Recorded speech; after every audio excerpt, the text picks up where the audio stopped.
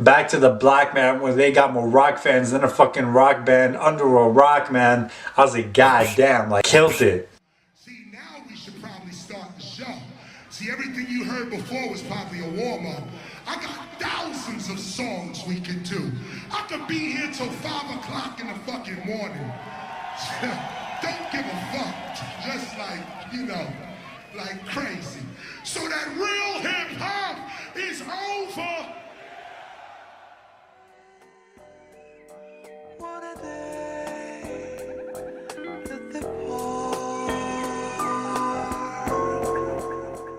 What is good, guys? It is Esteban Xound here with another album review. Now, before we get into anything, remember to subscribe to the channel if you have not subscribed.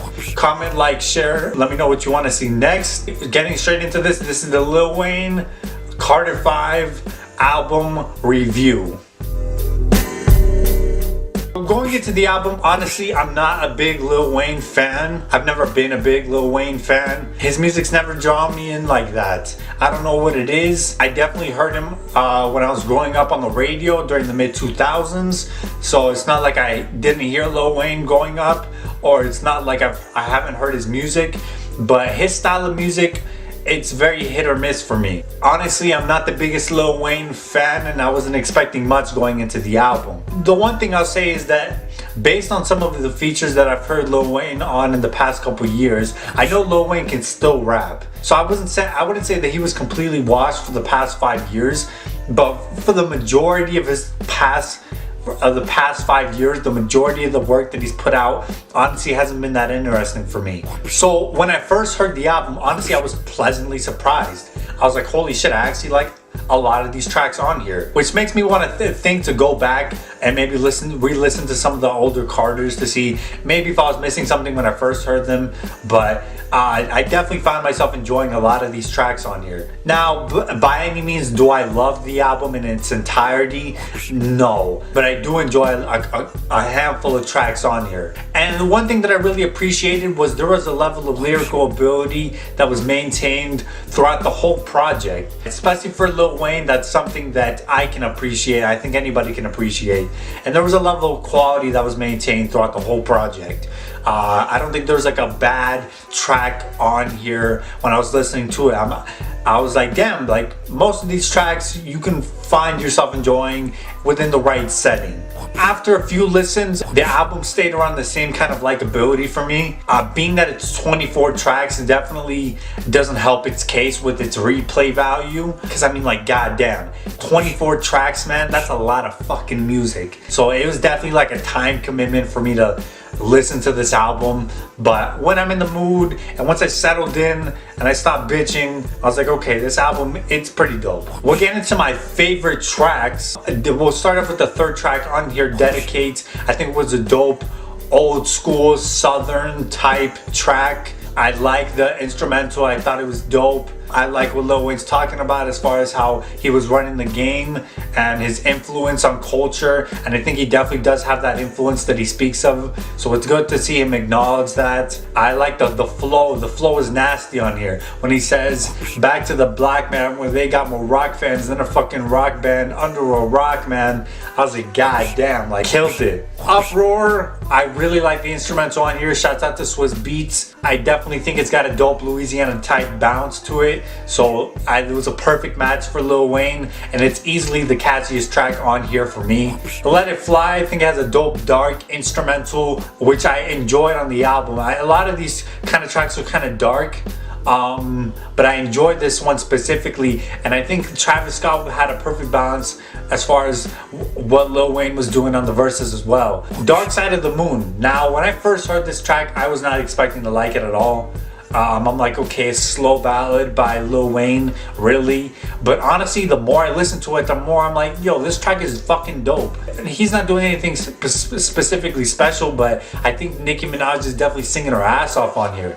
So I really enjoyed Dark Side of the Moon. It sets a total vibe, a total mood. So if you're in that mood, like late night, you're driving down, I think this is a perfect track. Mona Lisa, probably the best track lyrically on the album. Kung Fu Kenny and Lil Wayne are going back and forth, talking about a chick that sets up dudes just to get them robbed by her main dude. I think the way Lil Wayne explained the story was a lot more interesting and a lot more focused, but I think what Kendrick Lamar was doing technically was a little more interesting. So I think they both brought their A game on the track. Dope. I really like the explosive instrumental flip on Dope. At first I was like, this instrumental, it just sounds too busy, it's too all over the place, but the more it settled in, the more I was like, okay, no, this instrumental is pretty dope.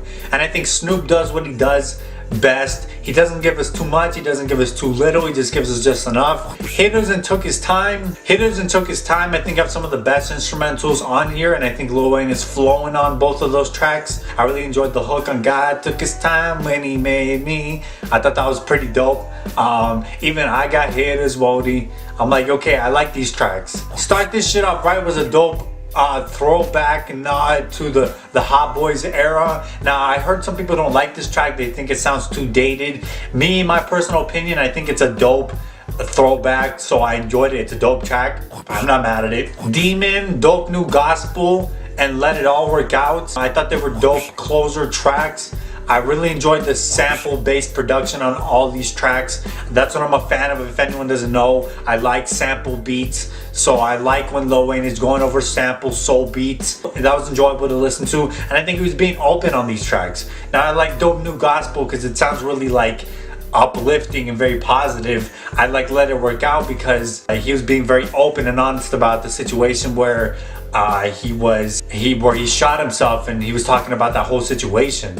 So I think all those tracks serve different purposes, but I think I really enjoyed the sample-based production on all of those tracks. Now, tracks that I was meh on, honestly, I found myself, like I said, I don't think there's a bad track on here or a track that I'm like, God damn, this is horrible. But there were a lot of tracks on here that I was kind of neutral on. And honestly, it was a lot of the tracks that Lil Wayne was trying to be sentimental on. It was for multiple reasons, but a lot of the times it was hit or miss for me. Don't Cry. I was hoping to hear XXXTentacion rap. When I first saw the feature, I was like, damn, I hope he's gonna rap. So when I hear him on the hook and he's going, don't cry, fucking love you, I'm like, okay, this shit is catchy, but this isn't really what I was hoping for. So I was like, yeah. Can't Be Broken, What About Me, Open Letter, Mess, Perfect Strangers, and Used To. Again, trying to be sentimental, trying to be open. I can appreciate that for what it is. Whether it was too dramatic on some of these tracks, I didn't like the direction of the mood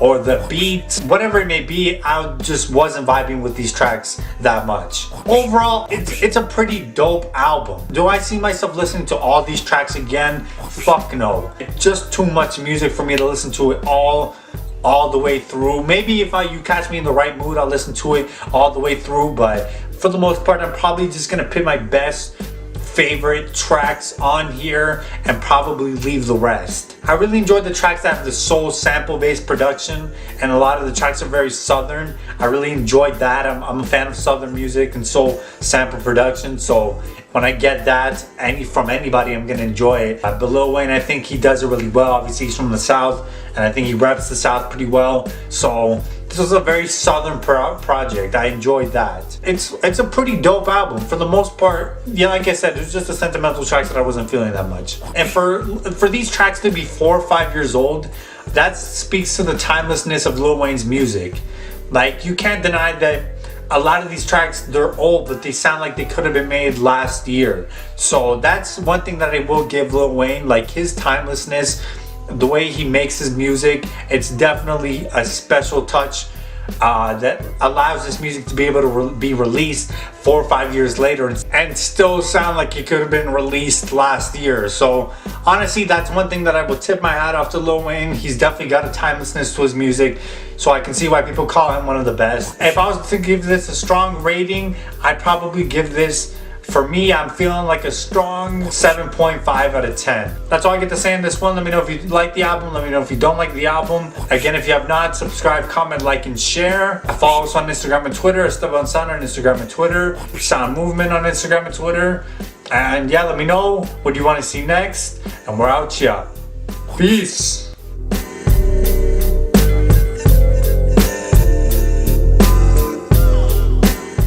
God damn, I'm like dry as fuck.